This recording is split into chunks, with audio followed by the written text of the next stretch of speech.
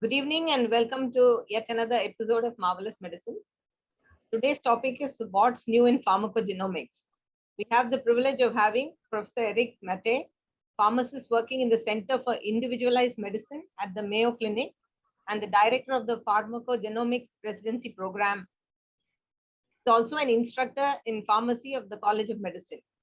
After doing his schooling in Ghana, he moved to the US and did Doctor of Pharmacy, PharmD, at the Howard University School of Pharmacy, Washington. He's also done his master's in business administration.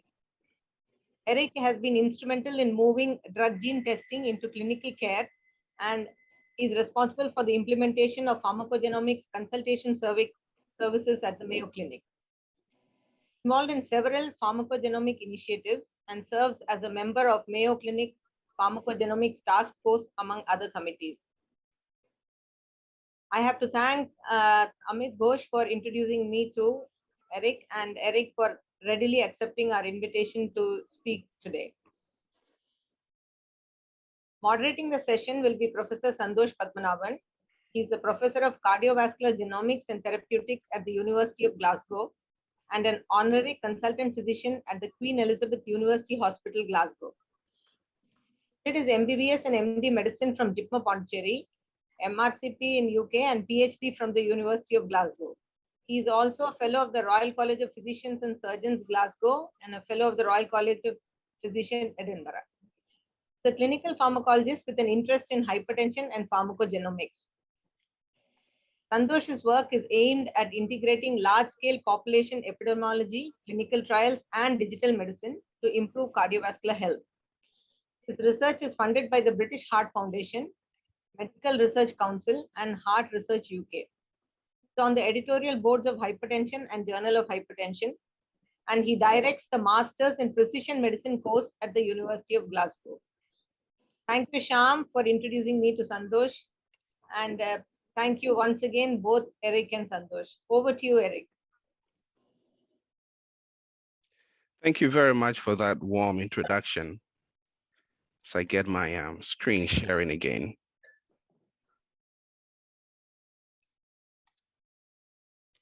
If you can kindly confirm if you're seeing the presentation in its presentation mode.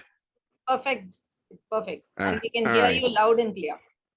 Thank you very much once again for being invited to this Marvelous Medicine series. Again, it's been a great privilege working in the past with Dr. Amish Ghosh, who has not only been one of my best, I want to say this, critic when it comes to presentations. And yesterday I had the honor of also talking to my I would say, moderator. And we decided to make sure that we share highlights of what is new in pharmacogenomics. And at the end, spend more time taking questions about pharmacogenomic education, pharmacogenomic implementation, and some of the challenges that we who are in the bowels of pharmacogenomics can share with the rest of the world. So with today's topic, and I think the ask was, Eric, tell us what is new in the world of pharmacogenomics. And what I can tell you is that the only thing that is new in the world of pharmacogenomics is constant change. It's ever evolving. Again, I have no financial disclosures, and if in the future others would like to partnership, again, with the Center for Individualized Medicine, please do not hesitate so I can change the slide. So today's objective, again, I hope to define what pharmacogenomics is and its role in clinical practice, but a majority of my time will be spent talking about the new pharmacogenomic guidelines. We'll review updates to the existing guidelines and discuss the impact of pharmacogenomics in some of the changes that we see in clinical practice. And I always like to share a few resources at the end of each of my talks. Now, before I go into pharmacogenomics in depth, I think it's critical that I share a little bit about the history of pharmacogenomics. And where did it come from? Again, I'll not go in depth into all the years here, but there are a few things that I want to highlight. Starting from when the term pharmacogenetics was coined. And back then they were looking at the impact of a single gene and how that single gene can have an effect on a medication. And sometime around the 1990s, though, the term pharmacogenomics, whereby they're looking at a number of genes, right, and how those genes could impact medication response. Then came the completion of the human project, genome project, somewhere around the time I was coming out of pharmacy school. And that led to a lot of promise in the world of not only precision medicine, but as well as the role of genes in the medication experience of patients. I included the establishment of CPIC, and CPIC is the Clinical Pharmacogenomic Implementation Consortium. And what this group has done is help with the guidelines that we utilize in the clinical practice, which brings us to present day, sometime between 2010 and today, where we're seeing more and more utility of pharmacogenomics into the clinical practice. Again, what is the role of pharmacogenomics in clinical practice? I keep making you all say, oh, we're going to talk about that, and I keep switching up a little bit. And the reason why I decided to go into some of the background here is that as clinicians, right, when we look at this slide, I don't think there's anything new here. We've seen the leading cause of death, and I've listed them here. But what is not on this slide is adverse drug reactions. As clinicians, we provide or prescribe or dispense medications to patients. And if you look at the numbers here, there is over 2.2 million hospitalizations, and the number of deaths due to medications that we clinicians sometimes will give to our patients, those numbers are pretty high, right? 106,000 patient deaths per year. And it's attributing to over 136 billion in healthcare costs. We've all heard about the opioid dependency and tragedies surrounding opioids over the years. They said each day, more than 1,000 people are treated in emergency departments for not using opioids as prescribed. Could their genes be contributing to this? It's the question that I always pose. Now, if we are to include adverse drug reactions into the leading cause of death, it could be the number 6 cause, right? And could pharmacogenomics be helping, or could pharmacogenomics help with avoiding or decreasing this occurrence? Now, the last time I went to see my primary care doctor did ask, do you smoke? Do you use alcohol? How is your diet? Your weight hasn't increased. But if you look at the slide I'm showing here, age, gender, race, organ dysfunction, diseases, all these questions are usually asked before medications may be prescribed to patients. But what is hardly ever asked is, what is your CYP2D6 genotype? Are you a poor metabolizer? Are you an intermediate?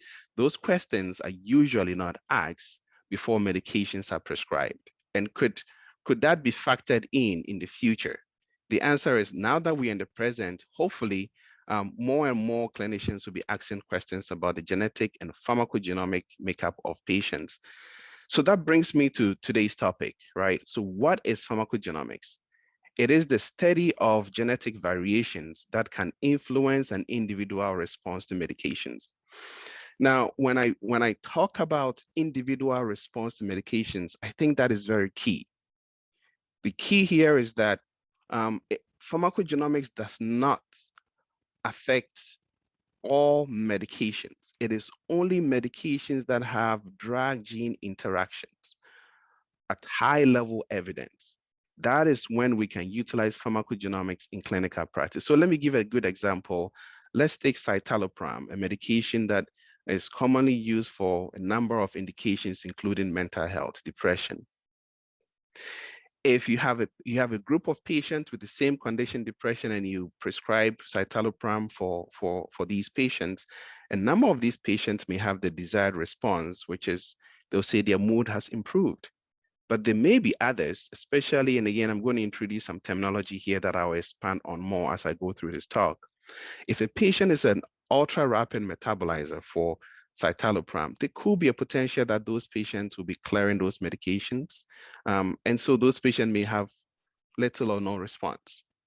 On the flip side, patients who are poor metabolizers may have an increased serum concentration of citalopram, and those patients may have side effects. I decided to throw in this nomenclature, and again, I'm not going to go in detail as to this nomenclature, but again, I just wanted to highlight the fact that the cytochrome P450 enzymatic pathways are mostly located in our livers.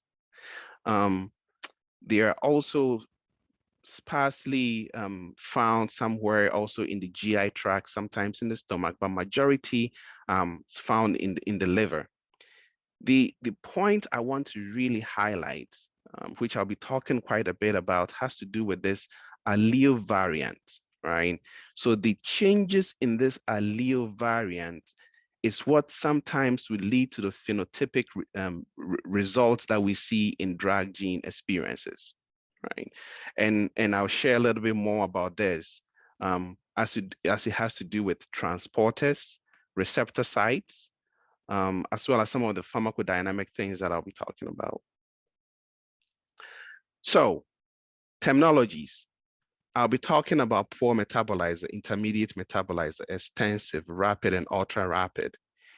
Now, who is a poor metabolizer? A poor metabolizer usually have severely decreased or absent enzyme activity. And again, for the example that I use, those are the patients, if they're taking what I'll say an active medication, a medication that does not need to be activated for it to be effective, those patients most likely may have side effect if there's a drug-gene interaction. And that goes on all the way to ultra-rapid metabolizers, whereas if the patient is taking an active medication, once again, they may have decreased therapeutic response because they could be clearing the medication. I want to highlight something here when we talk about extensive metabolizers. Extensive metabolizers basically means these patients are normal. Those are the wild type alleles. It sometimes causes a little bit of a confusion when we use the term extensive, but I think for the purpose of today's talk, I don't think I'll be saying extensive, but you may see extensive on pharmacogenomic reports. And if you see that, know that it's the wild type, and usually those are normal metabolites for the most part. There are a few caveats, especially if you're looking at the CYP3A5 gene, where in those instances, the poor metabolizer phenotype is usually what is seen as the wild type, and those patients are the ones considered as normal. So again, I think I've made the point here saying that, when individuals with different metabolizer status take the same medication, respective of their phenotypic results and the genes involved, it could lead to lack of therapeutic response. It could lead to toxicity. So that brings me to the topic of today. What are the recent changes in pharmacogenomics, which is the topic that I was asked to talk about?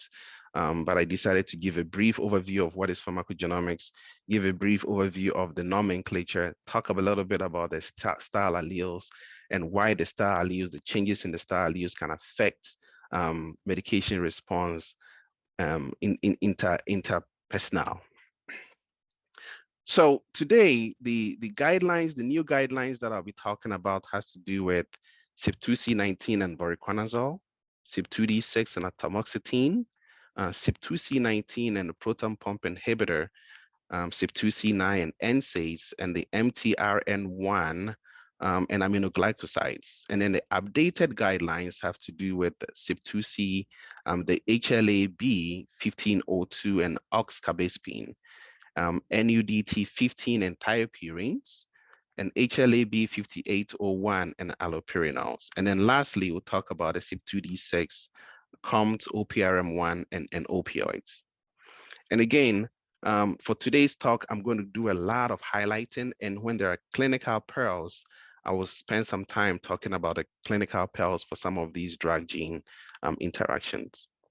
So the first drug gene pair, which is the CYP2C19 and voriconazole. As we all know, voriconazole is an antifungal agent that is usually used for a number of invasive fungal infections. As I showed earlier, it is metabolized by the gene CYP2C19. And here again, for patients who are ultra-rapid metabolizers or rapid metabolizers, may have a potential decreased exposure to voriconazole. which may then affect the therapeutic concentrations and response to this medication. For patients who are poor metabolizers, I think for these patients, there's a high probability that the medication will be effective. But here again, we want to watch out for potential adverse drug reactions for these patients who may be poor metabolizers for CYP2, C19, and voriconazole. I have highlighted here what the CP guidelines say. So if you look at, again, for CYP2, C19 rapid metabolizers, the clinical guideline recommends that clinicians choose an alternative, and I've listed those here to be considered. For poor metabolizers, they also recommend that you choose an alternative. But then, if you remember when I was talking about the poor metabolizers, I think clinically for poor metabolizers, voriconazole can still be utilized, but it will be critical that you monitor therapeutic drug levels just to ensure that high serum concentrations or peak levels are not too high to result in major adverse drug reactions. I have highlighted here that in pediatric patients, we can initiate voriconazole with recommended standard dose. And the reason being that for pediatric patients, sometimes attaining trough concentrations can be an issue. And so the recommendation is not to decrease the starting dose, but then to use therapeutic drug monitoring to ensure that the trough levels concentrations are within range. The next CPIC guideline that I want to share with the group has to do with atomoxetine. Atomoxetine is metabolized by CYP2D6. And again, let me stop here a little bit and say something about CYP2D6 because you hear me talk a little bit about CYP2D6. It is involved in the metabolism of about 25% of the medications that are prescribed, especially in the US market. It is a very highly polymorphic gene. This is one gene that has a number of duplications, deletions are seen in this gene as well. And so, I've had the privilege of working with some of our lab directors here at Mayo Clinic, and it's one gene that continues to share, I think, brings a lot of interest and passion when we're talking about pharmacogenomics. But back to atomoxetine, it is, again, a non-stimulant used in the treatment of attention deficit hyperactive disorder. Patients who are poor metabolizers, as I've shown here, may have a 10-fold higher serum concentration compared to those who are non-poor metabolizers. Now, one will say, oh, okay, based on everything that Eric, you're telling us, then for poor metabolizers, when it comes to atomoxetine, we should not be using this medication. Actually not. What the studies have shown is that for patients who are poor metabolizers for atomoxetine, there is actually a higher probability that those patients will benefit from this drug, meaning therapeutic response to atomoxetine for poor metabolizers. It's seen at a higher rate compared to even normal and rapid and ultra-rapid metabolizers. So here they say the likelihood of efficacy and side effects are both reported to be higher, as I just stated, in poor metabolizers compared to those who are non-poor. So again, just the fact that a patient is a poor metabolizer when we look at atomoxetine doesn't mean that a medication cannot be used. But again, clinically, it'll be important just to ensure that you are monitoring the patients when it comes to side effects. If you look at the guidelines, and I've created a chart here, for most of the phenotypic results, both ultra-rapid, normal, metabolizer to intermediate, to normal metabolizers to intermediate, and I'll share a little bit here, to intermediate metabolizers and poor metabolizers. As you can tell, the recommendation is the same. For pediatrics, the recommendation is to initiate at 0.5 milligram per kilogram per day and to increase thereafter day 3. If there are no clinical response and adverse events after 2 weeks, the recommendation is that consider obtaining a peak level. And again, the goal here is to ensure that if you don't have more than 200 nanogram per ml, then you want to consider a proportionally increase in the dose to achieve a higher serum concentration. Now, remember when I was talking about the changes in the allele variants when I show the nomenclature. Here is telling us that for patients who have the star 10 allele, right?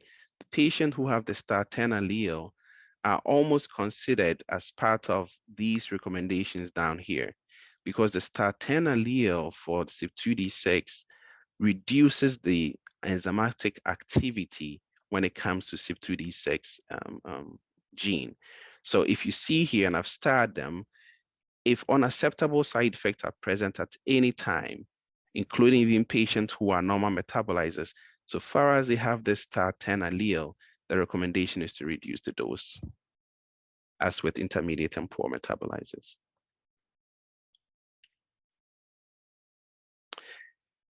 The next medication I would like to talk about has to do with the proton pump inhibitors.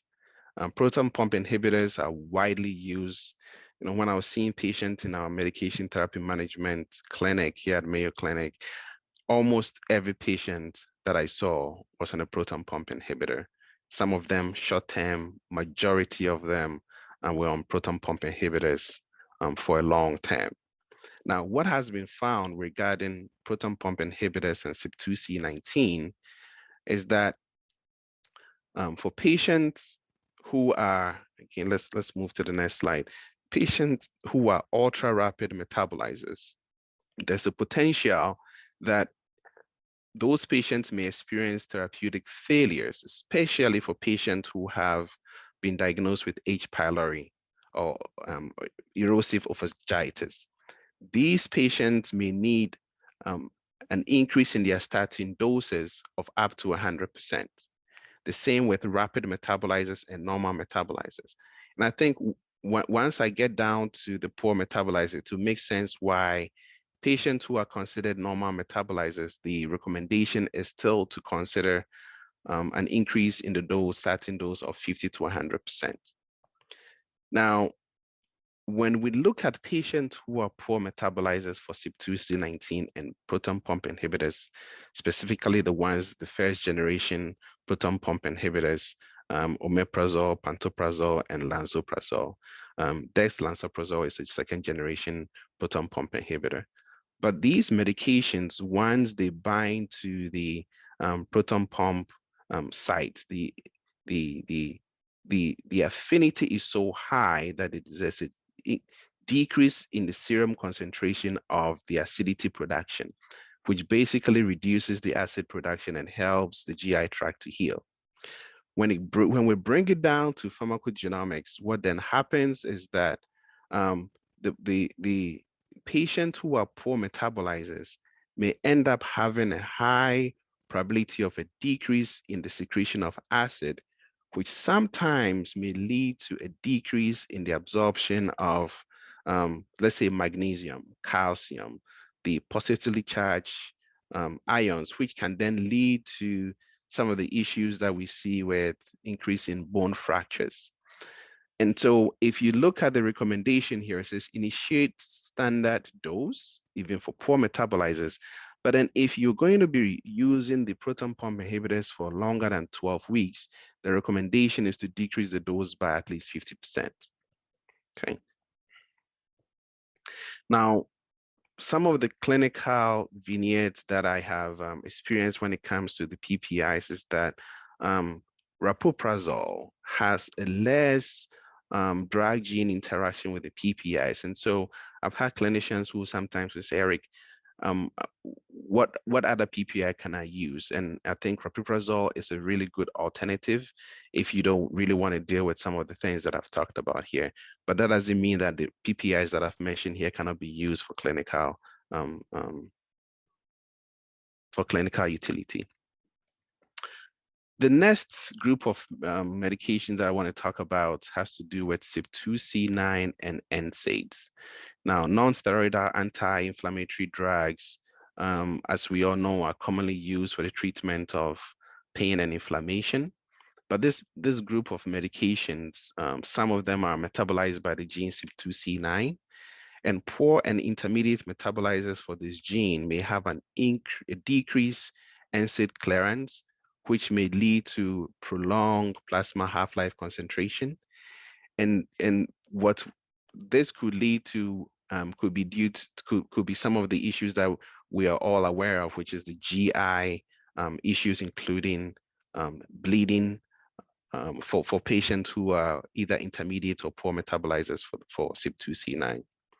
I've highlighted here that there are no current recommendations for naproxen. Let's go back. For naproxen, aspirin, diclofenac, and the list goes on here. Meaning that if you have a patient who is not tolerating any of the other NSAIDs that are metabolized by CYP2C9, clinically, these other options could be considered, especially for patients who have major GI bleeding. There's one other terminology that I'm going to introduce here, which has to do with activity score.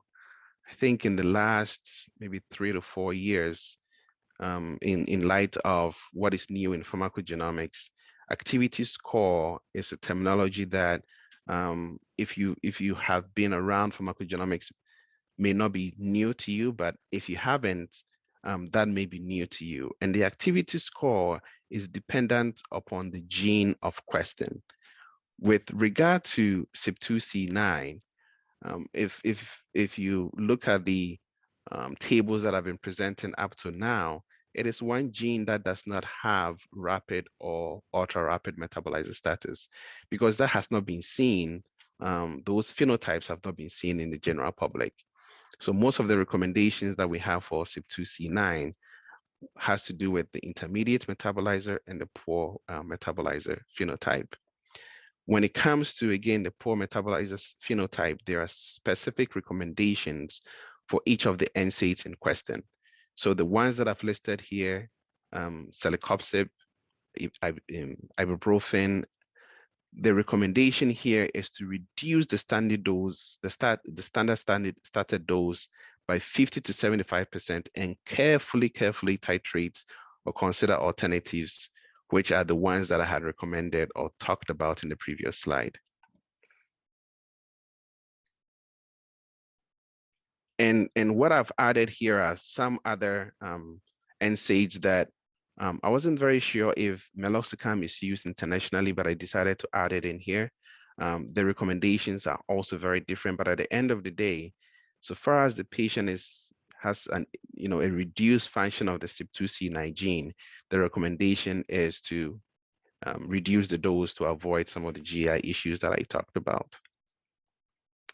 So moving on to aminoglycosides. Aminoglycosides, I think this guideline came out earlier this year. Aminoglycosides are a group of medications that are usually used for severe infections, usually gram-negative infections. Now, individuals who carry certain variants in the MTRNR1 gene, what we've realized is some of these patients are at an increased risk of developing what we call the aminoglycoside-induced hearing loss. Now, the 3 variants that are of concern, I've listed those here, which is the M1555A to G and M10935T to C. And as you can tell, sometimes pharmacogenomics can be a little bit boring when you have to mention these numbers, but I think to ensure that we are looking at specific variants, it's critical that we are aware of the variants that are of question, because there are multiple variants that can be found depending on who is actually performing the testing. And there could be multiple variants that could be found within that locus, but understanding the ones that are of clinical utility is key. And so these 3 have been linked to what we call the aminoglycoside-induced hearing loss. Now, based on some of the readings that I was doing over the weekend, because clinically, I don't see aminoglycosides used in the outpatient setting. So I had to do a little bit more digging on the aminoglycosides. And what I found is that the aminoglycoside-induced hearing loss applies to both pediatrics and adults. It is applicable to all medication in the aminoglycoside drug class. There's insufficient evidence to suggest that aminoglycoside-induced hearing loss is not a class effect. Okay, and that's, again, the regs may vary based on the route of administration. So if you're thinking about a topical and the intraoral route of administration, where bioavailability is pretty low, the probability of the hearing loss may less likely be an issue, although it could be possible. But then when we look at the intramuscular, IV, IP, as well as the inhalation routes, the exposure is quite high. And so for these patients who have the variants that I talked about, it's critical to be mindful and to monitor those patients. One other thing that I read was the gene or the variant that causes the aminoglycoside-induced hearing loss are commonly seen, or we see that more in the maternal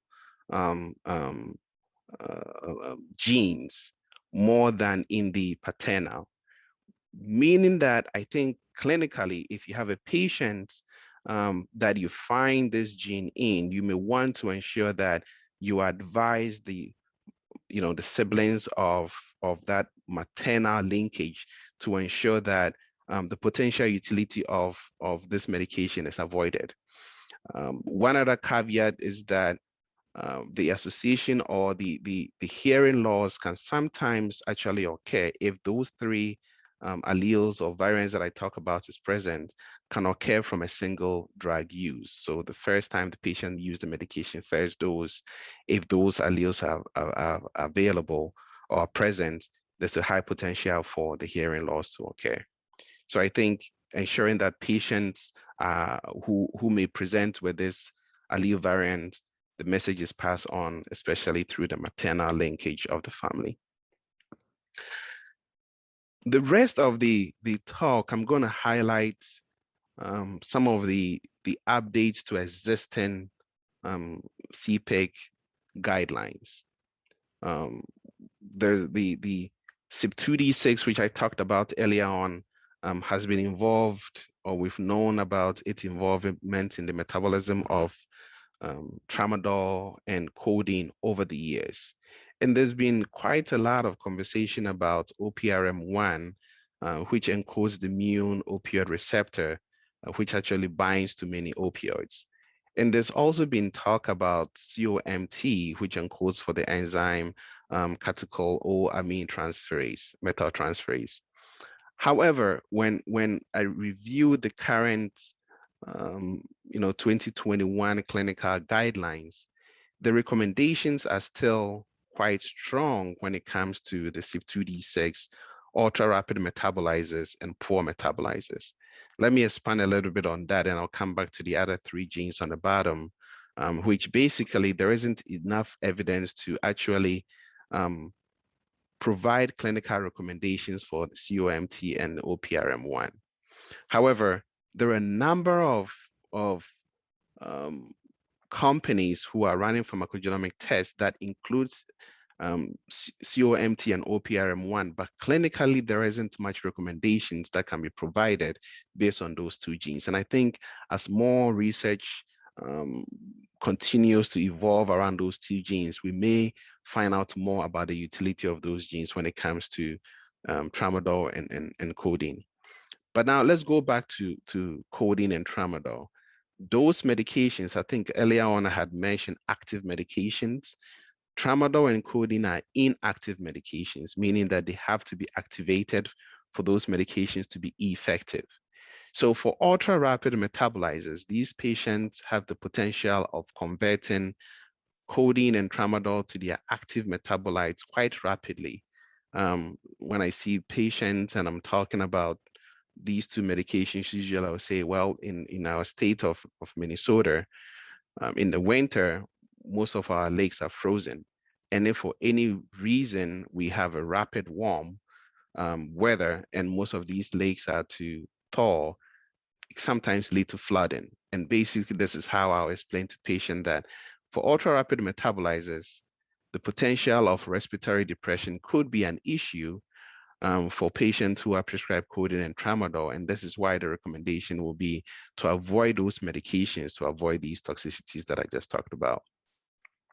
If you look down here at poor metabolizers, they also talk about avoiding those medications because the probability of converting codeine and tramadol to the active metabolite is pretty low. And those patients those are ones that will sometimes come in and say, Eric, I think I'm taking M&Ms here. I've been taking the codeine and the tramadol, but it don't seem to work. And those patients could potentially be poor metabolizers, all things being constant. Clinically, I have actually seen patients who have been on tramadol for a long period of time. And sometimes patients will come in and say the tramadol is not effective. Is there a potential of my tramadol dose being increased?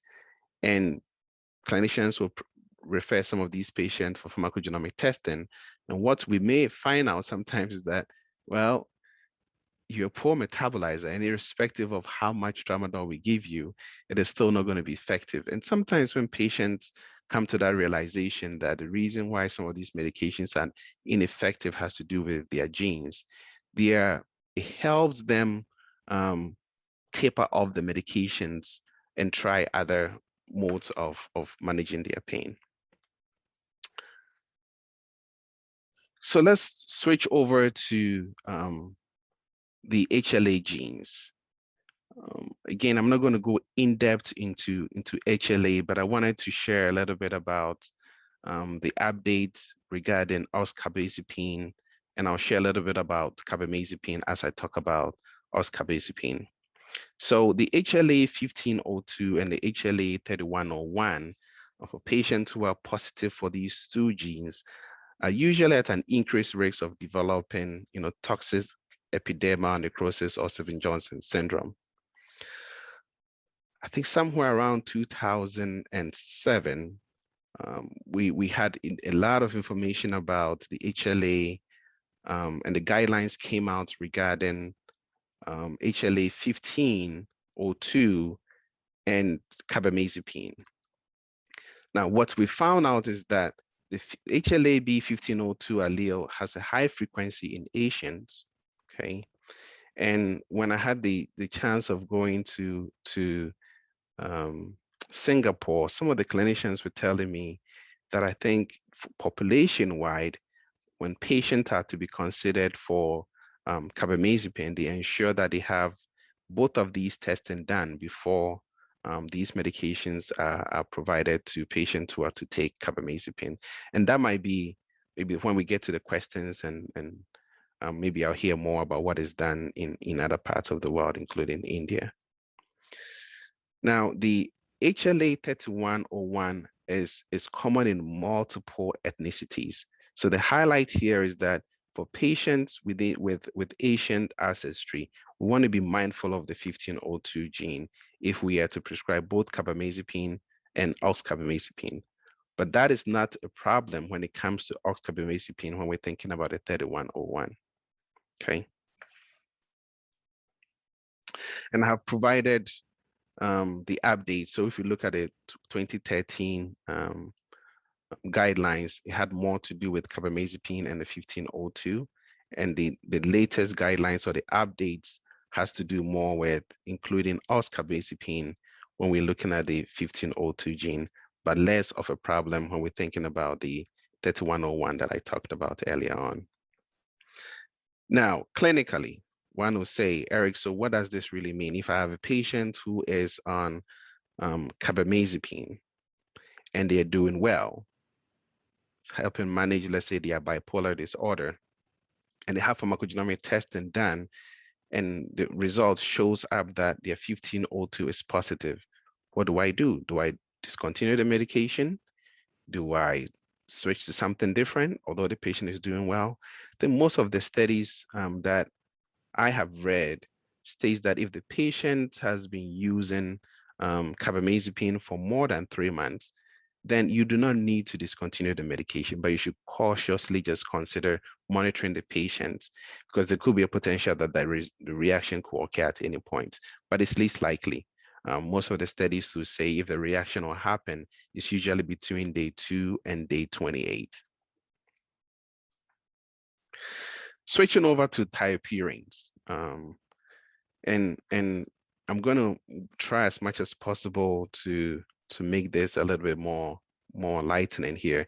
So the thiopurines are inactivated by thiopurine methyltransferase, and then this NUDT15, which is the NUDIX, which is a nucleoside diphosphates linked moiety X type motif 15. And again, this might be the only time I say that. It will switch to NUDT 15.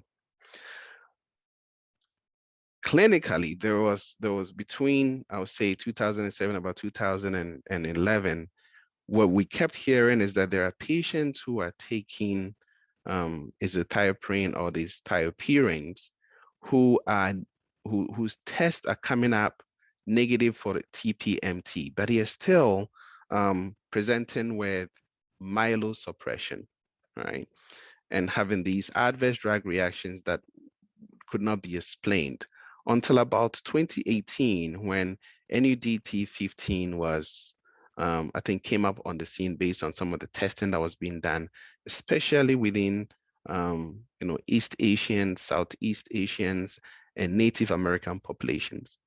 And once we understood more about the NUDT15, it helped us to understand why patients who could be, and I have a chart here, patients who could be TPMT normal, have normal activity function, those patients were still experiencing the myelosuppression that I talk about. And that was explained by the NUDT15, which led to the update to the clinical recommendations that CPIC recommends. And I have highlighted again for the sake of today's talk, and I'm not going to go through each one of these pathways, but this is available to you to review. And again, CPIC has it on their website as well. But basically, at the end of the day, if a patient has a poor function or decreased activity for both of these genes, the recommendation will be to reduce the starting dose. Again, it's not to avoid, but to reduce and to monitor these patients. Other updates when it comes to the HLA genes, we're looking at the HLA-B5801 and allopurinol.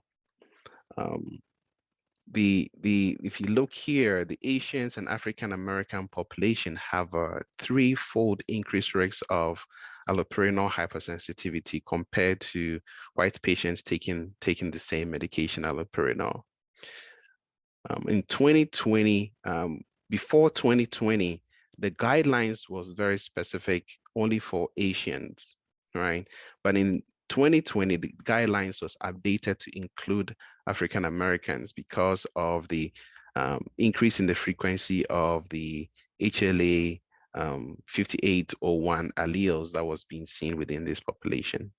And I think the exciting thing here is that the American College of Rheumatology did include this guideline as part of their recommendations. And I think, during the question and answer session, we'll share more about why this is so significant when it comes to pharmacogenomic adoption. And so here again, I've provided a chart for figure out exactly what to do. And I think the recommendation that I talked about, if the patient is taking the medication, allopurinol, and they're doing well, what do you do clinically? You basically continue if after 3 months they haven't had a problem. So those are the updates. And I wanted to, depending on how we're doing on time, I wanted to include briefly a case just to see the utility of pharmacogenomics in clinical practice. So here we have a 56-year-old patient. This patient says for many, many years, they've tried multiple medications. When they came in to see me in clinic, they said they were not going to take any medications, right? Because they just have not done well. They're currently drinking alcohol, they're smoking some marijuana, they are not able to associate with their friends. And they gave me the list of medications that they've tried in the past. Now, remember, this patient came into the clinic and did not want to take any medications because of their past medication intolerances. However, after talking to Dr. Work, the patient then decided to have pharmacogenomic testing done to see if that could share more light on why they had not done well on multiple medications that I listed previously.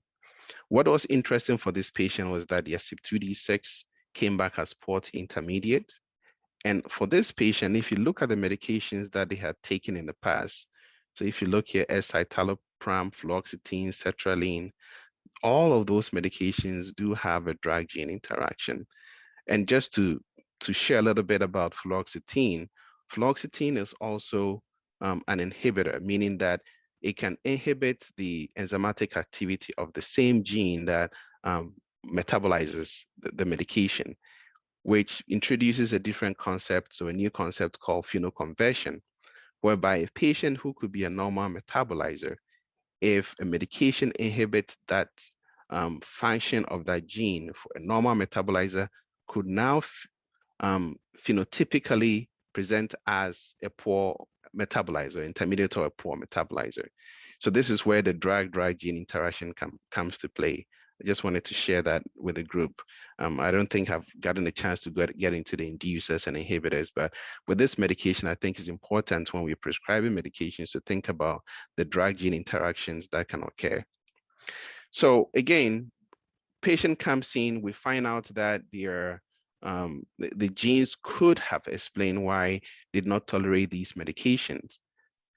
Patient was a little bit more open to trying dexvanlafaxine. Patient was doing much better on dexvanlafaxine, called back and said, hey, since I've been taking the medication that my genes can help or tolerate much better, I am doing way better, but there are days where I don't feel really good. Are there other medications that I can take to augment? And we recommended buspirone. This patient, we've never heard back again. She's doing really good. So clinically, this is some of a few examples of the utility of pharmacogenomics. It doesn't mean pharmacogenomics can solve all the issues when it comes to medication experiences, but it's a tool that clinicians can use to help with improving medication experience. And I've thrown in here pharmacogenomic resources for those who are interested in learning more about some of the things that I've talked about today. So I do have here the FDA drug label can be found in PharmGKB. I think for me, PharmGKB seems to be a great resource that has pulled most of the information that I've listed here from these guideline bodies, right? So the CPIC, the Dutch Pharmacogenomic Working Group, the French National Network of Pharmacogenomics, the Canadian Pharmacogenomic Network for Drug Safety, and there are other guidelines that can be utilized. In the United States, the Food and Drug Administration also have a Pharmacogenomic Association table that can serve as a resource for clinicians who want to know more about pharmacogenomics. And lastly, I've listed a number of institutions that have implemented pharmacogenomics, just in case you want to reach out to, there are international institutions as well as institutions that are here in the United States that have implemented pharmacogenomics. And I would say if you're interested, most of these organizations will be open to discussing their pharmacogenomic implementation journey with you. And I've provided a link here if there's one that I haven't listed here for as a resource. So to end today's presentation, I think I did define pharmacogenomics and its role in drug response, discuss some of the recent changes in pharmacogenomics and how to apply the test results to a patient case, and identify resources that can be used for clinical practice. And with that, thank you all very much. We are getting into our, I would say, fall weather here, and the weather is beginning to be really cool in the evening, and very soon all of these colors are going to change. So once again, thank you all very much for the invitation and allow me to talk about what is new in pharmacogenomics. And with that, thank you.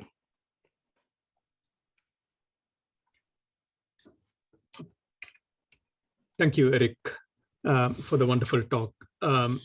I think you brought pharmacogenomics to be more accessible to the audience. So pharmacogenomics is the main driver for precision medicine. And as we all know, we are in the precision medicine era. And as Eric mentioned, pharmacogenomics has a long history, but probably even older than when DNA was discovered. I mean, if you look at the history of pharmacogenomics, go back to Pythagoras, who mentioned phavism and G6PD deficiency. So you can detect pharmacogenomics through phenotypic characterization, but now with genomics and the rapidity with which you can get sequencing done or genotyping done, pharmacogenomics has become more accessible. So there are a few flagship pharmacogenomic examples, and what Eric has mentioned are the recent updates. And you can see a growing list of pharmacogenomic variants currently being used in clinical practice. The previous examples or flagship examples were abacavir, TPMT, which Eric mentioned, and you have more recently DPYD for fluorouracil and capecitabine. So the list is growing. Pharmacogenomics is coming into its own in clinical practice, but there are challenges. And I spoke to Eric yesterday to try and decide what will we discuss and what will be more informative for the audience, which I understand from Vidya is a mixed audience from different specialties and backgrounds. So I'll start off to ask Eric first, simple things. Let's talk about practical bits. The first is pharmacogenomics, and we have some questions in the chat as well. How do we do this? The way to do pharmacogenomics is you do either single variant analysis, and as you mentioned, there are lots of pharmacogenes. And doing a single genetic test per drug is going to be pretty expensive. But we now have panels, genotyping panels for pharmacogenetics, and you also have sequencing with costs that scale with the type of technology used. And also we have various vendors who provide pharmacogenomic services. And this is a minefield. So Eric, can you explain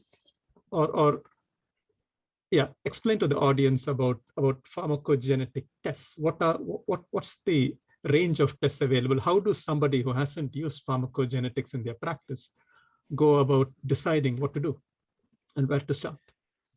So that is a very, very, very good question. And again, Sandash, thank you very much for that question.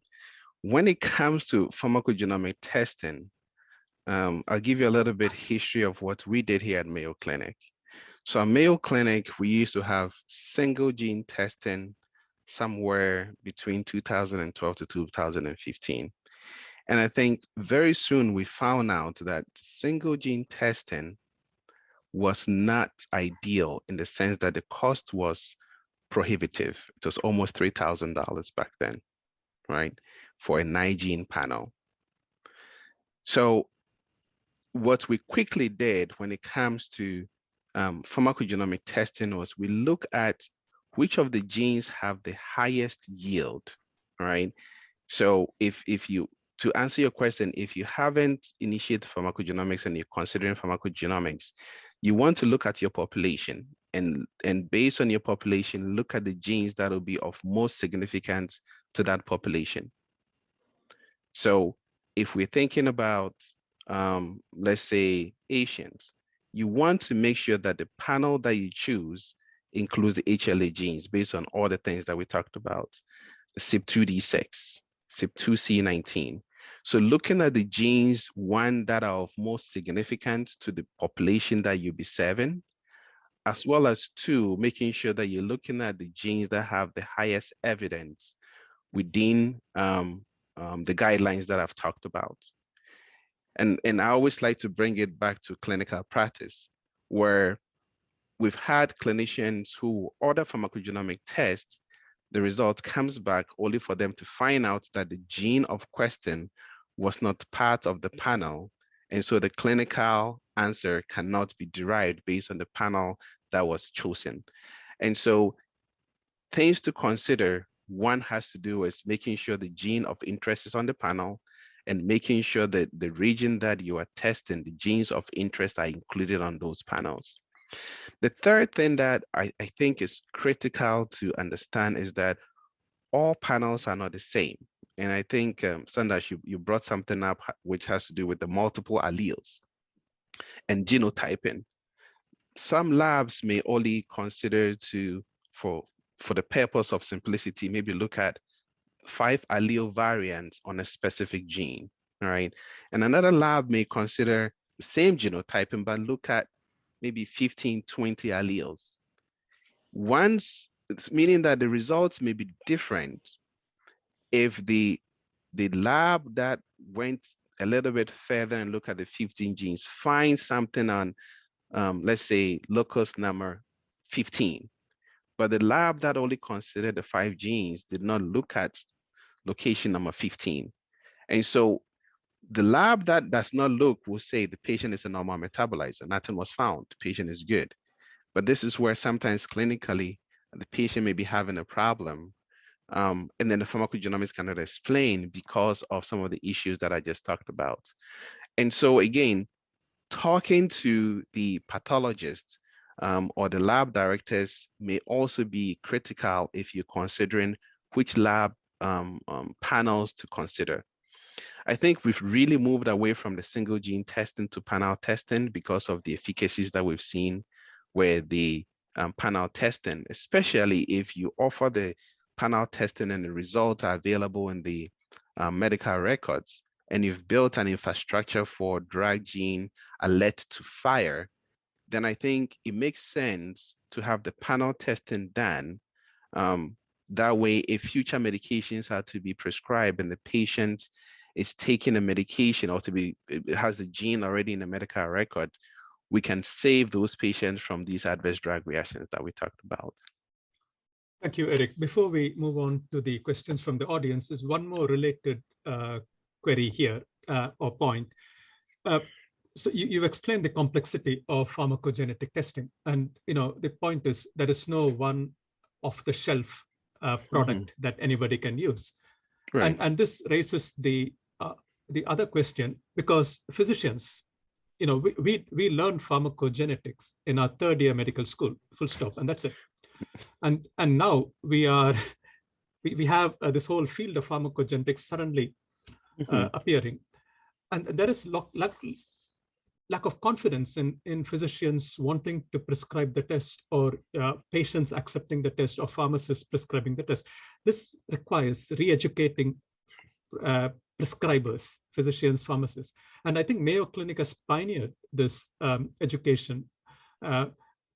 I've noticed there's lots of publications where one of the big barriers to uptake of pharmacogenetics is physician inertia and lack of confidence. So can you enlighten us on this area? And also, again, in terms of physicians, without knowing what to do or getting advice from the right person, there's going to be a big barrier to adoption. Right. So I think the best answer from where I'm seated today, have a pharmacist. do you have a pharmacist colleague that you can tap on? And the reason is as I just showed, there are constant updates, right? But if I bring it back to how do we ensure that we in the clinical practice are comfortable with pharmacogenomic utility, what Mayo Clinic did over the years is we started with creating pharmacogenomic simple modules. So one drug, one gene, and what does it mean within our institution. And then we send that information to all pharmacists, as well as all clinicians who were interested. What we found out with that pathway was that because there were so many updates, we couldn't even keep up. So then we went on to what we call the experiential pharmacogenomic testing. So we identified a number of what we call early adapters, and we offer pharmacogenomic testing to them, right? The idea here was that their results could then propel them to be more interested in saying, oh, this is why my PPI did not work for me. Now I'm going to consider pharmacogenomic testing for other patients. And I'm going to stay up on the information because it did benefit me, it did benefit my patients. Okay, so we did that pilot and we learned from that.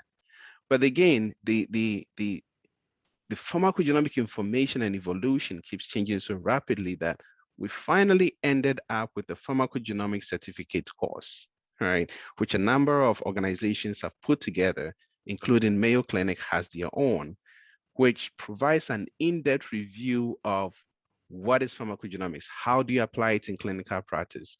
We have one of our experts, Dr. Moya, who talks in depth about some of the things I'm talking about from the lab aspects. There are oncologists in there that provide up-to-date information as to how to utilize this information. So I think from everything that I'm talking about, we've had ground rounds on a regular basis. We've had division conversations where I have gone into Dr. Ghosh's group in the past to talk briefly about the utility of pharmacogenomics and when is it important to use pharmacogenomics, which patient population to consider. So those educational efforts needs to continue.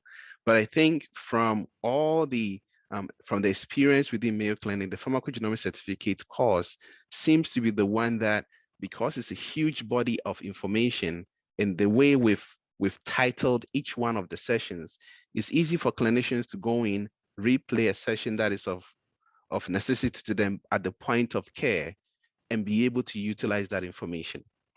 The other thing that Mayo Clinic has done has to do with our Ask Mayo expert content. And the Ask Mayo expert content, and again, if there's anybody on here whose institution is part of the Mayo Clinic Care Network, some of the care networks have access to this information. And we've provided up-to-date information to ensure that clinicians will be able to use that information readily.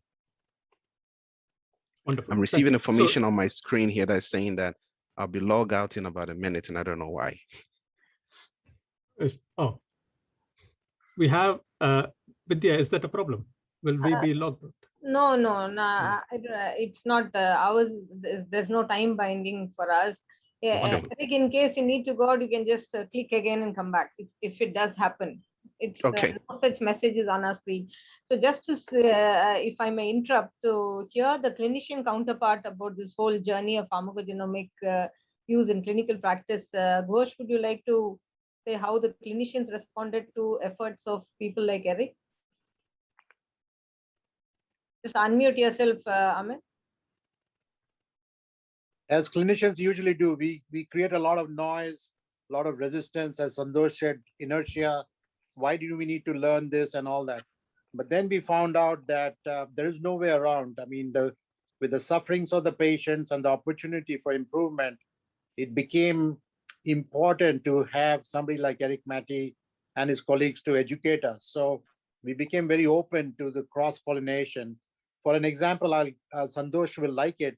I have a cardiologist friend of me who's a world famous QT prolongation guy, Dr. Mike Ackerman. I sent a patient with who was having possible gastroparesis, was on several medications, and the concern was whether those medications were prolonging his QT interval. So Mike looks at it and sees, he does all his math for QT, and he says from the QT prolongation, it's not a problem, but from gastroparesis, there's a cardiac medicine which has a non-cardiac effect called mexiletin, and he automatically kind of writes and says that let's get the CYP, the allele was like CYP2D6. So he automatically orders for that. It's a single gene allele to find out if the patient is an ultra metabolizer or rapid metabolizer. So as you can see, we are constantly being informed by our cardiology colleagues about a non-cardiac effect of a medicine which I might need as a general internist. So this is the way, if you have to change the inertia in your division, you have to have multiple champions in different areas, whether it's cardiology, neurology, oncologists are big into it, psychiatrists are big into it, internal medicine is big into it, and have them cross-pollinate and have somebody like Eric constantly monitor. Now, the other interesting field which is moving is the field of artificial intelligence, where this monitoring might even be faster, where we could probably get these kind of data faster and link it to the patient at the point of care. So I think I liked Eric's first slide. The change is constant and you have to embrace change. And that's the only way around. I really appreciate you holding this talk and all the people who have signed up, which shows the enthusiasm. But there's no other way other than keeping up with this field. And as you do it more and more and more and more, several times, it becomes automatic part of your language, and you tend to use these big terms quite easily. So I think as physicians, as we are used to understanding and memorizing huge amount of information, handling huge amount of uncertainty, I don't think this additional input, if we open ourselves, will be difficult to digest. But as from my standpoint, I keep myself completely open all the time. Whoever can give me the best information. I'm always working with teams, so I'm very fortunate to have Eric and his colleagues to help us from the pharmacy standpoint. So that is what I would suggest. If your hospital is huge, which all of you are working in a huge hospital, you might have to find out what they're doing in this area in your hospital and make a change there. Thank you. Thanks, Amit. Dr. Jayanti, who's a faculty at JIPMER in pharmacology, has also done some work in pharmacogenomics. Dr. Jayanti, where do you think we stand in India? Because as an anesthetist, I've only heard about the testing done for patients who are on clopidogrel who have instant thrombosis. Then they're checking for that, and then our onco colleagues are checking. But are we doing anything else? Dr. Jayanti, please unmute yourself.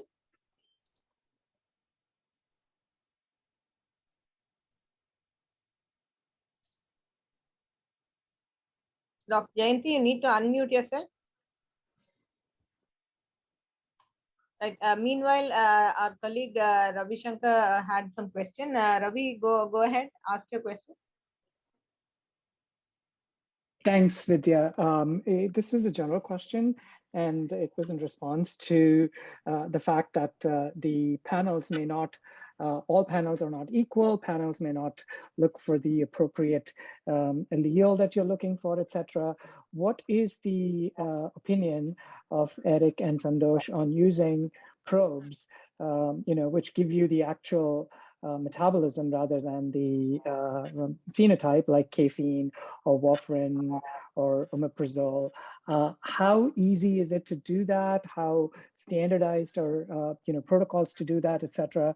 Because it might also be cheaper to do that, right? Than these genetic analyses, which may not be available to everybody in all parts of the world. I'll probably answer first. So the thing with the tests, so you may remember the tests people use. I mean, these are these pharmacological or physiological tests you do for succinylcholine or for TPMT. So you get these biomarkers to predict your pharmacogenetic phenotype. But that's the difference we're talking about. Are we going to do drug by drug test, gene by gene test, or do you want to test all your genes? Now, a patient may potentially be exposed to drugs across their lifetime, different drugs. What you don't want to do is to keep repeating the tests. That costs time and effort, and these are manual tests. Whereas if you look at a gene panel, you can genotype. If you take sequencing, now sequencing costs have come down. You can sequence a human genome for under $1,000. You can, but even more importantly, you can have gene panels which cover all the pharmacogenetic variants, at least most of the pharmacogenetic variants. For an individual, you do it only once in their lifetime.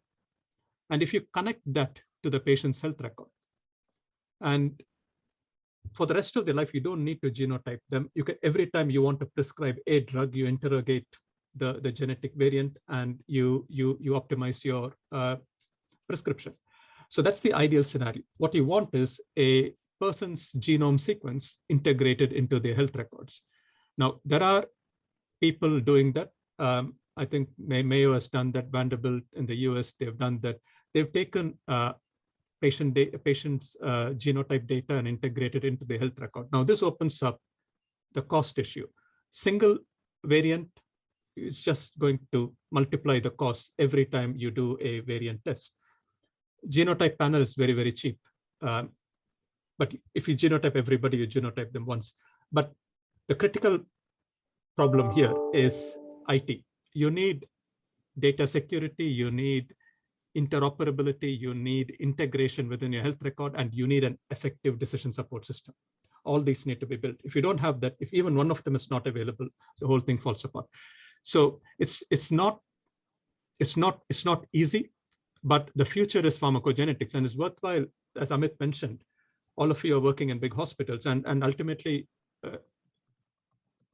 drugs, treatment, and medications, and everything will be through a consortium where you will have electronic health record or access to online or personal health records. But these need to be integrated with your genomic data. The whole area of precision medicine, which you may be hearing in the media and touted about, is all about building these building blocks for personalized medicine, which is not just the right drug for the right patient, is how to get the right drug to the right patient. You need genomics. You need the genomics to be secure, to be accurate, securely linked to the patient's electronic health record. You need the decision support. You need regulatory approval, and you need evidence of efficacy, clinical effectiveness, and cost effectiveness. If you don't have any of those, the whole thing is not going to work. So Eric mentioned the single example of a CPIC guidelines on pharmacogenetics approved by the American Rheumatological Association. And that's very critical. And I'll ask Eric to explain that, because that will highlight the importance of where pharmacogenetics is, and where it's just an individual doctor who's interested in pharmacogenetics asking for the test to scaling it up across routine clinical practice. So I'll hand over to Eric to follow on from that. Yeah, I couldn't have said it any better than you just did, Sandosh. But I think to the point that you're making, I think for many years, the CP guidelines are opinion guidelines based on you, right? And some of the challenges, when we start talking about challenges of pharmacogenomic implementation, has to do with clinicians saying the guidelines from CPIC are not incorporated in, for instance, the chest guidelines. And so I'm not going to really look at it because it's not in the guidelines that I usually follow. And I'm using the chest guidelines as just an example here. But I think once the American Society of Rheumatology started incorporating it again, one would say one moon is a huge leap, right? Where now we are societies beginning to appreciate some of the genetic information to really decrease the potential of, this 10-fold increase or 3 times the 3-fold increase in adverse drug reactions and the cost involved.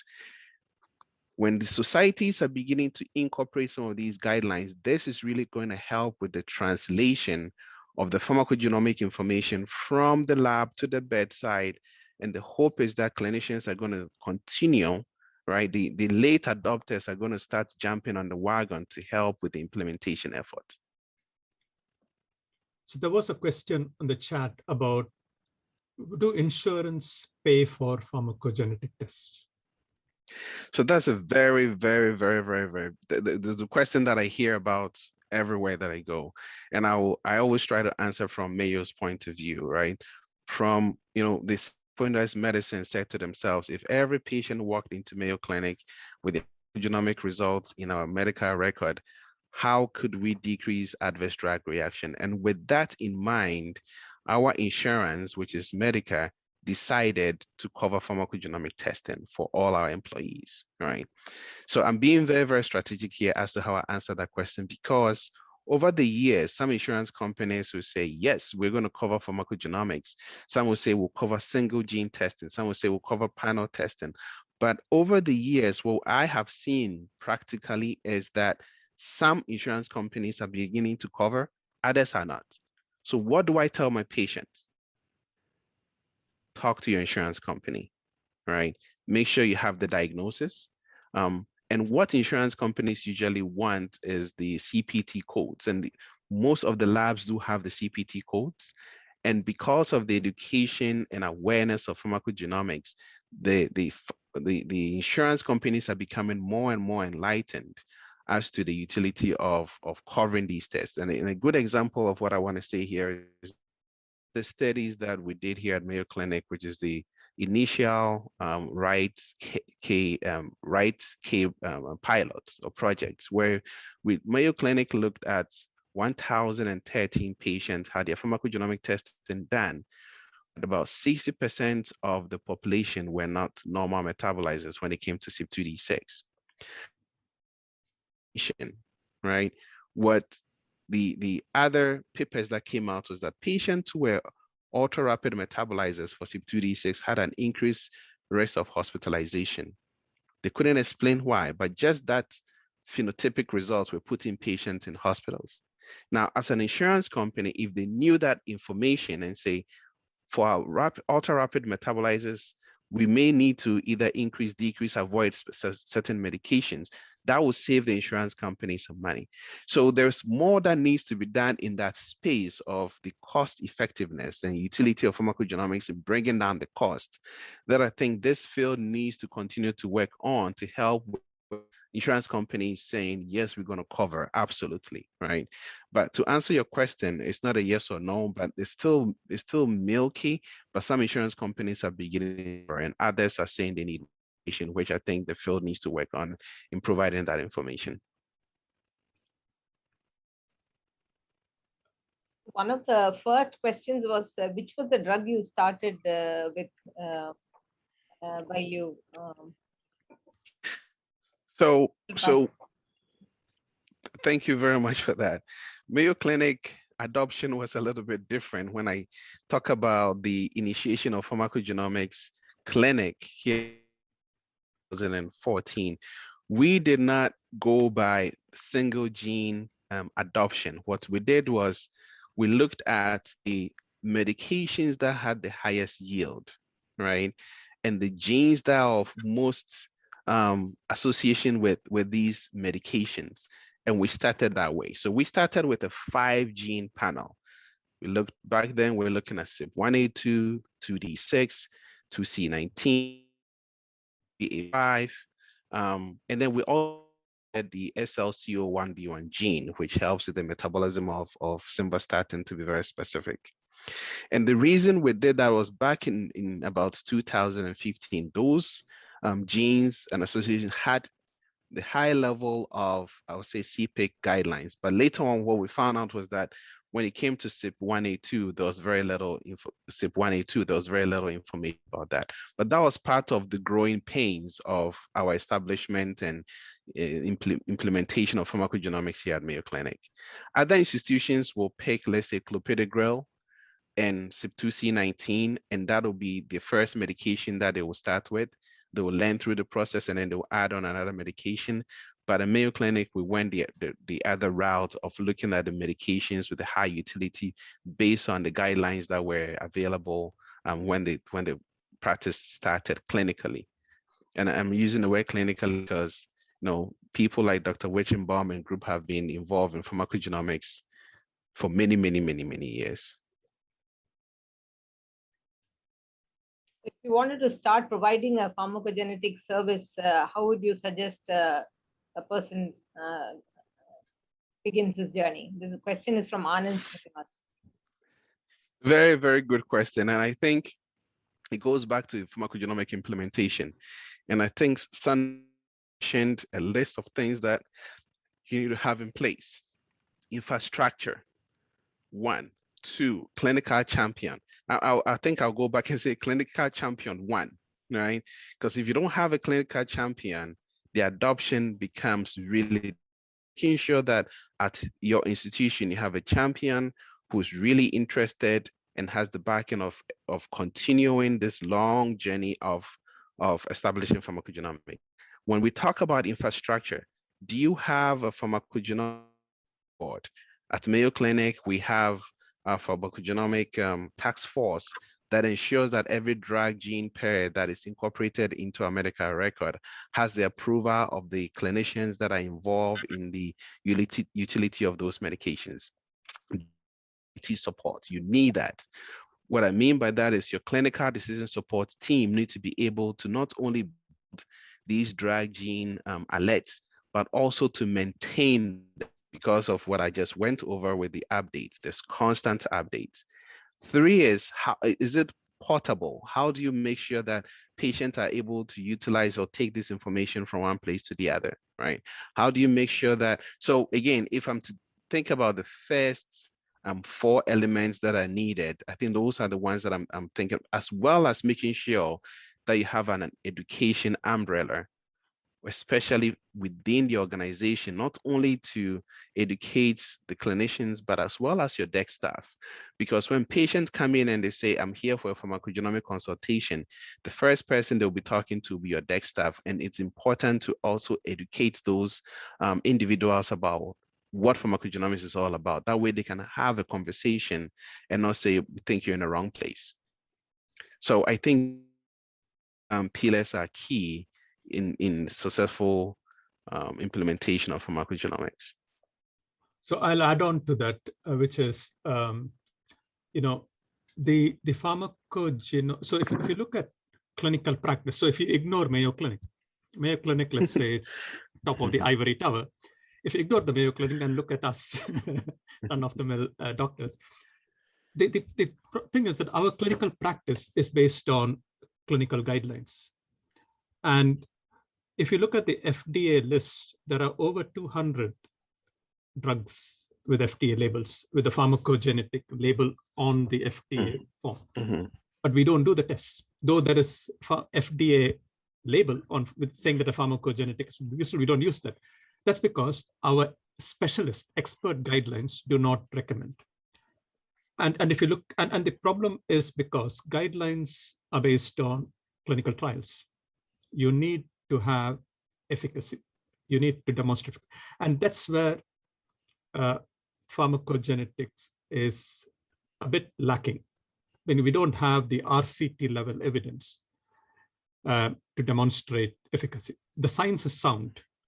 The problem, and there are lots of reasons for it. It's not that it's not right. The problem is that the conducting a trial in pharmacogenetics is complicated, mainly because it's not just randomizing patients, you have to randomize alleles. So meaning you have, if you have to do a randomized controlled trial, you have to make sure both the groups contain same number of patients with the right genotype, and depending on the allele frequency. So we did a clinical trial, a genotype directed trial where the allele frequency was 18%. And which meant we needed to screen 1,000 patients to get 240 patients of the right genotype. So you can see a genotype, so that's a cost. So that's why pharmacogenetic trials are not, have not been common. It's going to be common from now on, but in the past, so that's not really added to the clinical guidelines. So that's one part of the problem. The second is, as Eric mentioned, you need to have, even if you have a clinical champion, they may be stalled by the lack of guidelines and also the cost. How do we demonstrate cost effectiveness? Are there any papers? Are there any trials? Cost effectiveness normally come from clinical trials or real world data.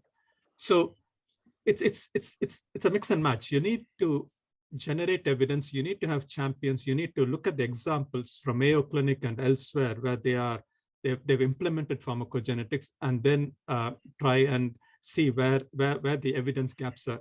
So in Scotland, we've been looking to implement pharmacogenetics. It's a big challenge. We decided that, we looked at the evidence and we decided that if we want to implement pharmacogenetics at scale, we have to do our own clinical trial. And that means we have to do a clinical trial of 14,000 patients, minimum 14,000 patients, to demonstrate cost effectiveness and efficacy. Only then will our NHS accept adoption. So the science is good. So we have got all these things in place. Everything has reached a level of maturity where we can implement in clinical practice. Only thing is we haven't joined them. So we've got the gene panel, we've got genotyping resources, arrays, sequencing, all very cheap. We've got AI, as Amit mentioned, AI and decision support. That's fine. We've got IT infrastructure, which is really top of the range. We've got electronic health record systems. Yes, education is happening. All those are happening separately. What you need is to bring everything together. And the driver for that, I think, is adoption by the hospital, whoever's paying the money, paying for this. And that's the hospitals or the insurance companies. If there's wide-scale adoption, you can see a rapid uptake of PGX. Sandosh, on the chat box, there's another question regarding pediatric testing. Are there any directives, and what are the clinical and ethical considerations of doing pharmacogenomic testing on children? Well, I think I'll ask Eric first, and then I'll come back after that.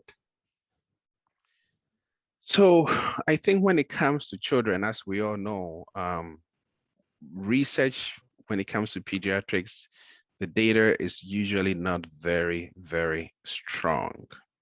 However, based on, and again, this is not my strong suit when it comes to testing in pediatrics, but this is what I have read, and maybe Sandosh, you may be on that, is that as pediatrics continue to grow, there could be evolution in the genes as they become predominant as they grow, right? And so, for instance, when I talked about, I think voriconazole, right? There isn't trying to get the serum concentration of patients in pediatrics, trying to get a serum concentration to achieve the trough levels, even for normal metabolizers or ultra-rapid metabolizers, is as an issue because they may have more of an active enzymatic activity when they are peds. There's an increase in metabolism for pediatrics, right?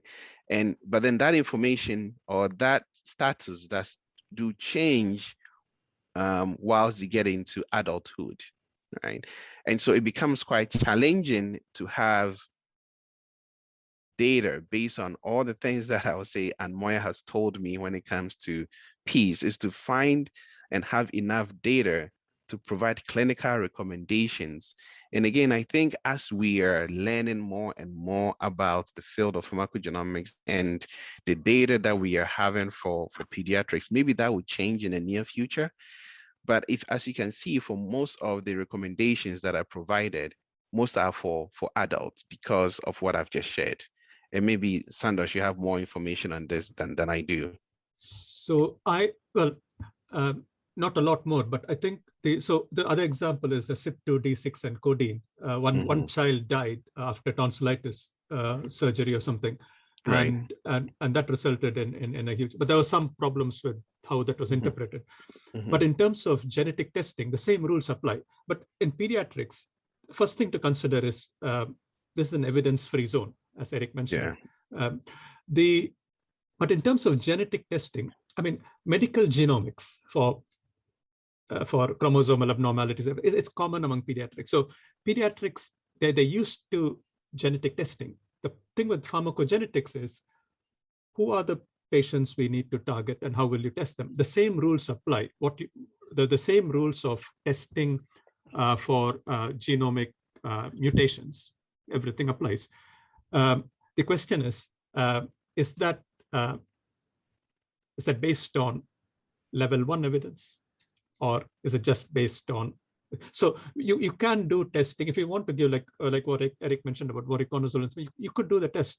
That's not a problem. It's a single gene test. The problem of applying panels, it's similar to any genetic test as long as you have a valid action to take.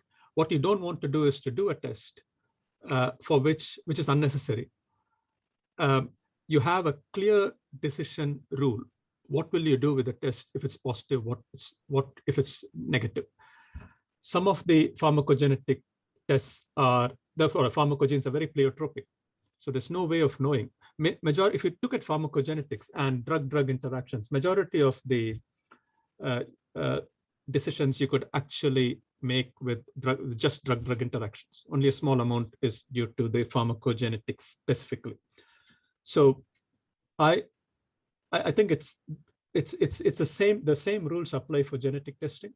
It's a question of the question that you asked, the pretest probability of actioning on a particular result that you get. Santosh, there are some other questions in the chat box. Would you like to take them? So we don't need to trial again specifically for pharmacogenetics.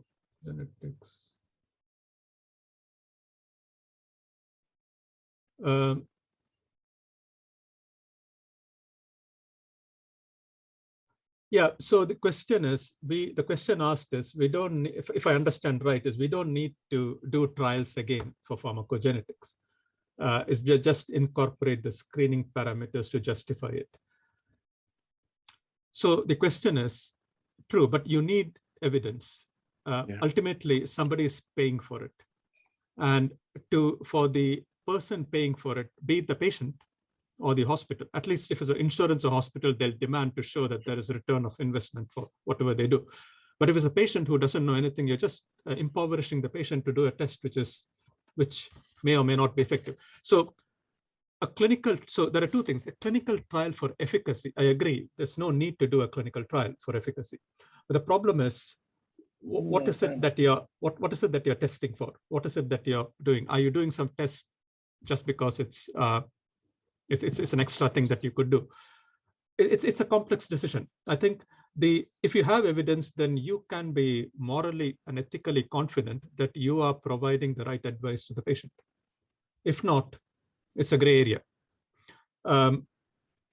Consequences for a genetic test, well, there are consequences. If you do a test, then at least you could prevent a potentially serious reaction. And if you don't do a test, you are potentially exposing a patient to a drug that is not right for them. The line to draw is difficult. I think it's ethically fraught because there are costs involved, potential risks involved. I think the only way to get around that is to generate evidence. And I'll give you an example. Warfarin. Warfarin is the flagship pharmacogenetic drug. It's the drug with the narrowest therapeutic index, with very high risk. You give a low dose, slightly low dose, a patient may be at increased risk of clots, especially if you're giving it for AF or thrombosis. If you give too high a dose, bleeds. Very narrow therapeutic index, and we know the genes. We call C1 and CYP2, C9. And we've known that for decades. Are we able to reduce the risk? No. So they did a randomized clinical trial with a point-of-care genetic testing where you get the genotype result within 10 minutes. They did a randomized controlled trial published in the New England Journal. And the results were not very good. They just showed that the first thing was they didn't look at any hard outcomes. But the results, they said, oh yeah, time to therapeutic range may actually be increased by a few days or something. And that's all. It really did not help us change clinical practice. Now, there is a caveat to that. And that would be relevant for other countries. So the problem with the warfarin trial, which was very underwhelming, was because it was conducted in Europe and the US, where to manage warfarin, we run anticoagulant clinics. We run regular anticoagulant clinics where people get their INR measured. So we are comparing a pharmacogenetic intervention against a well-established risk mitigation process called anticoagulant clinic. So the incremental value of doing a pharmacogenetic test for warfarin in the UK or Europe or US is minimal because the anticoagulant clinics are working.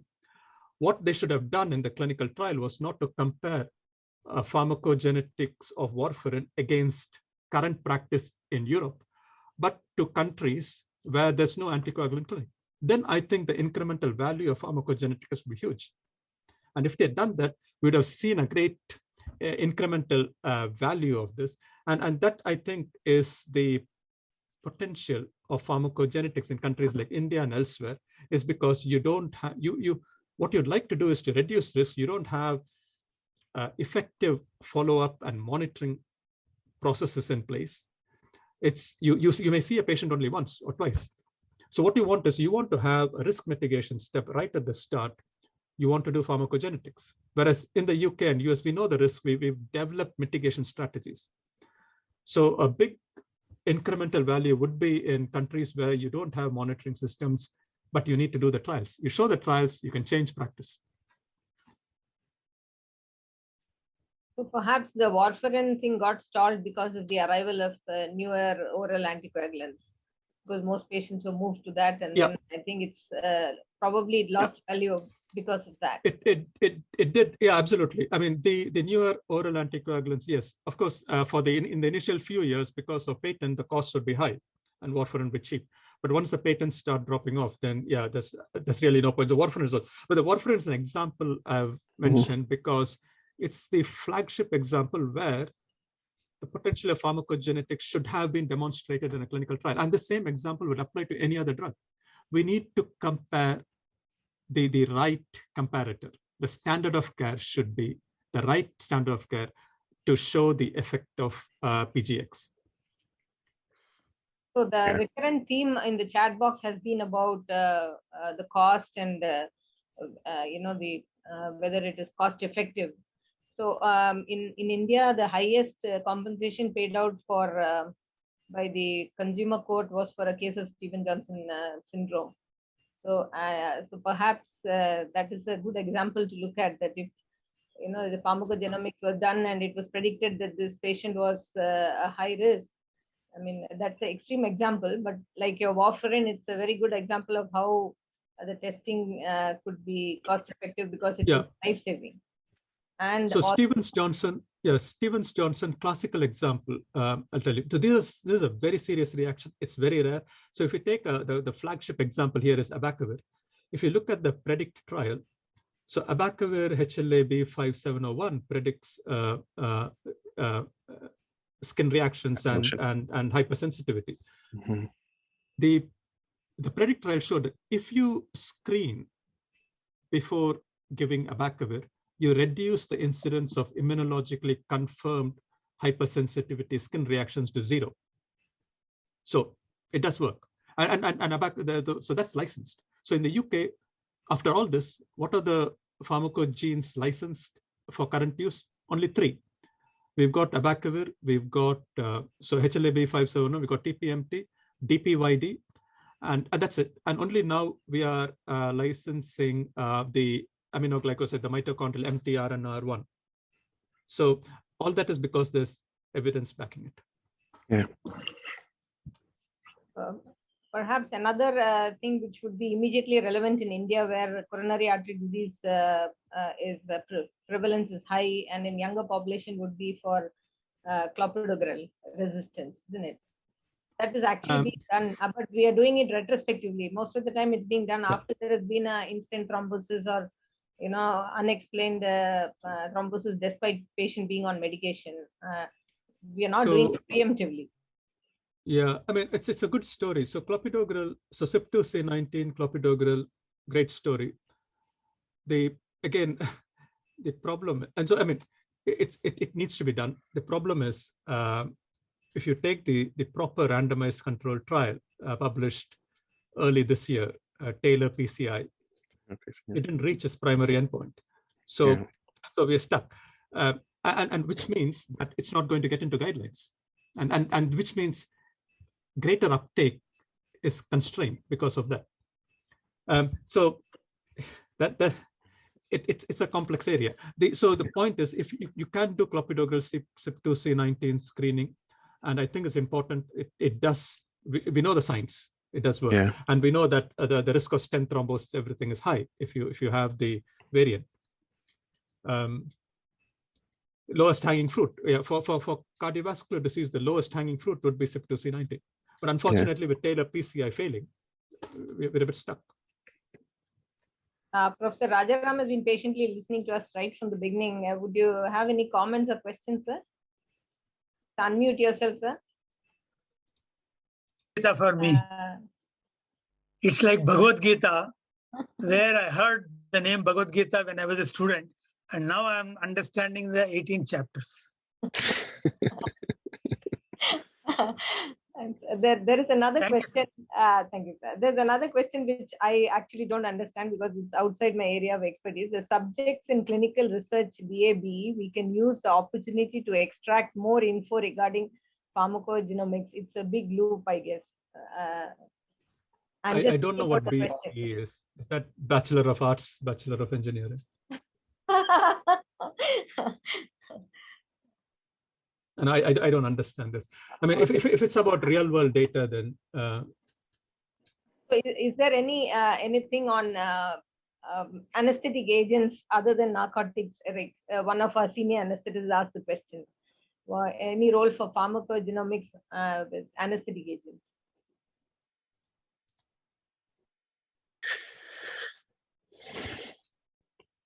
Let me take that. Yes, please. I think I want to say based on, again, the clinical practice that I'm in, I want to say no, right? Very, very limited, because when it comes to the infusion of these patients, usually bypass the first pass effect. And so we really do not usually worry about pharmacogenomics in most of the anesthesia medications that I use. And usually, there's one indication that is skipping my Pseudocolinesterase deficiency. yes. But even with that, I don't think it's commonly tested prior to surgeries, because going back to what Sandra said, it's so rare and the cost involved, and so it's usually not done prior to surgery. But again, I think based on the first pass effect being passed and the short duration with which these medications are usually used, we see less of it in terms of pharmacogenomics, in an area. Thanks, Eric. Santosh, there are some more questions. Would you like to take them? so how important are the effect of SNP-SNP interactions? Are there any studies which have assessed SNP-SNP interactions on any particular phenotype? Oh, that's the $100 million question. So SNP-SNP interaction is problematic. I mean, we know it exists. If you look at I'll give you an example. If you look at our genome-wide association studies, we've discovered hundreds, thousands of variants associated with various diseases. But then when we look at the heritability of diseases explained by those genetic variants, it's less than 10%. So we've got 90%, 30 to 90% of heritability, which is not explained by all the SNPs that we've discovered, genome-wide significant for those diseases. And we call it the dark matter of genetics. And we think that part of this dark matter is explained by SNP-SNP what's called epistasis, SNP-SNP interactions. The problem with SNP-SNP interaction is that in terms of analyzing, as I mentioned, is allele frequency. So you need to have the right alleles. Then you're doing the interaction between them, which means the sample size required to do the analysis will be hundreds of thousands of patients. So yeah, it's an interesting question. It's an interesting research question. So the BAB was bioavailability and bioequivalence. So does that question, do you want to go back to the question? So let me go back to subjects and clinical research. We can use yeah, absolutely. So, but this is about, so if you look at the European and the FDA guidelines for for phase 1, phase 2 drug trials, I mean, the guidelines are very clear. If you know that your particular drug that you are testing is metabolized, I think is more than 30% to 50% by a single drug, you have to do genetic testing. It's mandated. So, and nowadays, even for phase 3 clinical trials, regulatory agencies are mandating that you collect a DNA sample. So, so I'll bring two points to this. One is, as this is about pharmacogenomics. So most of the examples that we have described so far are pharmacokinetics. It's all about drug metabolism. We've not touched on pharmacodynamics, and pharmacodynamics is the more interesting bits. So pharmacokinetics is extremely important, but I'll also give you one sort of caveat to all the things that we're talking about pharmacogenetics and based on pharmacokinetics, is that pharmacokinetics has resulted in some really dramatic, catastrophic side effects. Examples like severe hypotension, collapses, and all those are due to pharmacokinetics.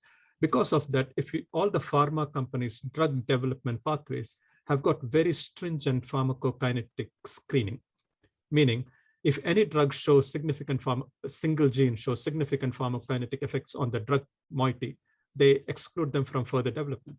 So the final end result of the drug that comes through licensing into clinical practice have actually been through stringent pharmacokinetics. So it's very unlikely that we will expect a single or even a couple of large pharmacokinetic genes affecting the drugs because they've all been filtered through the big effects.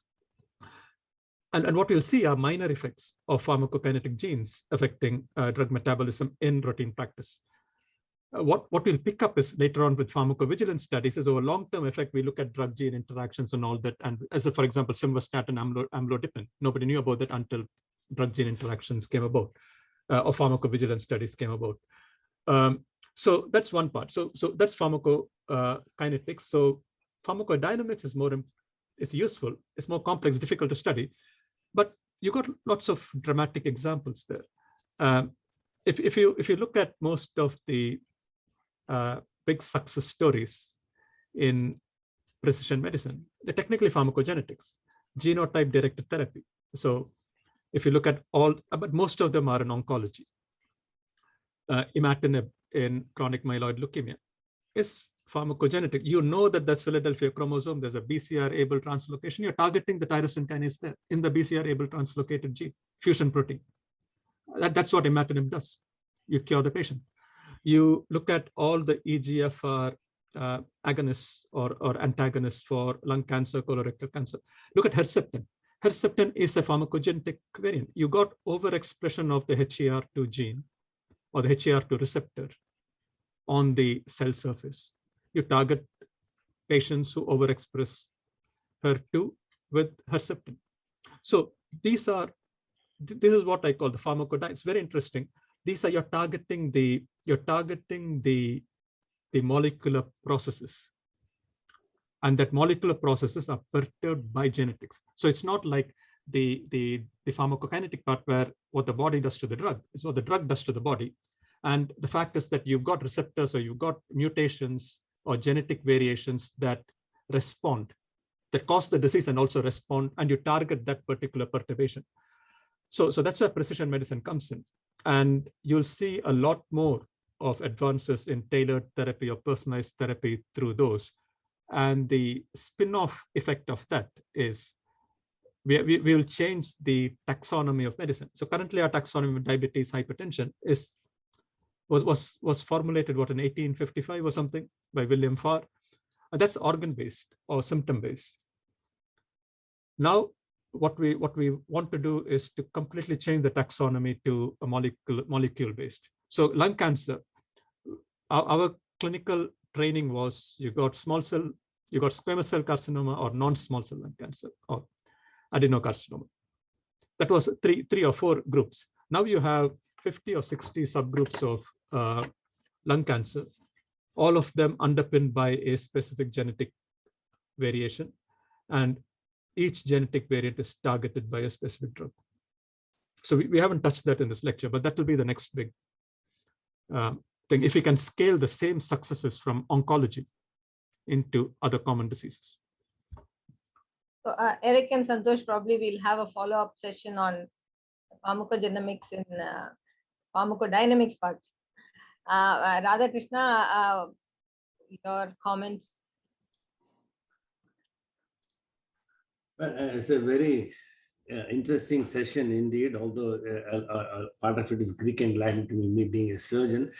But the discussion was equally interesting. And then I'm sure a few bright minds will, from who's watching this program, will take up this pharmacogenomics in a big way and incorporate into our clinical practice in India. There's a huge scope for it. And finally, I thank Amit for making this happen and bringing Dr. Eric and Dr. Santosh into the program. And it's a wonderful session. Thank you. Thanks. Your closing comments, Eric. I'm sorry we are holding you up longer than I said. That's okay. That's really okay. I had a resident. I just wanted to make sure I made them know. But again, I think it's been a great pleasure. Thank you for the invitation. And I think based on everything that both Sandosh and myself have shared today, pharmacogenomics continue to be an evolving field. And again, the only constant that I know of since I started this journey is that it continues to change, which may help explain why, the studies that we use to guide us in providing or prescribing medications to our patients, some medications just don't work because we are not factoring in the genetic aspect of our, our patients. And my hope is that at the end of our discussion today, pharmacogenomics becomes forefront in the decisions that clinicians take, in the decisions regarding medications that have high level of evidence with the dry gene pairs. Thanks, Eric. Your closing comments on this? So this has been a very useful and productive session. I mean, I'd like to say two things. One is I'd like to thank the students and colleagues from the University of Glasgow who joined this call. I think it reflects the importance that we give to pharmacogenomics and precision medicine here. The second is, I mean, it's good to get introduced to Eric. And as I mentioned, we are about to run this big clinical trial, which may be a landmark clinical trial, being the largest pharmacogenomic trial, if it comes through. But the thing is that I've now spoken to Eric, and we are going to have a closer interaction with Mayo Clinic Center for Individualized Medicine. And that's so Vidya, thanks to you that you're responsible for bringing us together, and you're going to see a University of Glasgow Mayo Clinic collaboration on this. Thanks. It's been our endeavor to bring people together from all over the world. And thank you everyone for joining in for this session.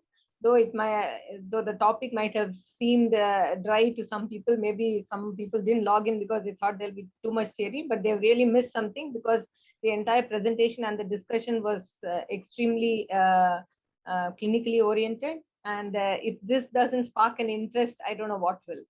So thank you everyone for joining, and we'll meet again next week with another episode of Marvelous Medicine. Till then, take care and stay safe. Good night. Thank you.